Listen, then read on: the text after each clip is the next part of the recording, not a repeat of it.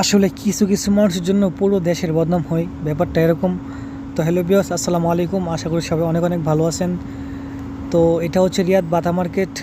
প্রথম কথাটা বলার কারণ হচ্ছে, যারা মহিলা আছেন এদিকে দেখতে পাচ্ছেন অনেকগুলো মহিলা, তারা মূলত বাংলাদেশি। তারা কাজের বিষয় সৌদি আরবে আসছে, এখানে এসে তারা ভিক্ষা করছে, ঠিক আছে, ভিক্ষুক হয়ে গেছে। এখানে যত লোক যায় তারা তাদের কাছ থেকে ভিক্ষা নেই হাত পেতে পেতে। তো আসলে এটা আমাদের দেশের জন্য খুব লজ্জাজনক। তারা কাজের বিষয়ে আসছে, এখানে এসে তারা ভিক্ষা বৃত্তি করছে। আসলে বাংলাদেশ থেকে যত মহিলা আসে, প্রায় 80% মহিলাই এরকম ভালো সুবিধা থাকে না, যার কারণে তারা ভিক্ষা করে। তো আমরা সবাই সতর্ক থাকবো, কোনো অবস্থাতেই আমাদের দেশ থেকে আমাদের মা বোন যারা আছে তারা যেন প্রবাসে না আসে, কারণ এখানে অনেক কষ্ট করে থাকতে হয় তাদেরকে। তো সবাই ভালো থাকেন। আল্লাহ।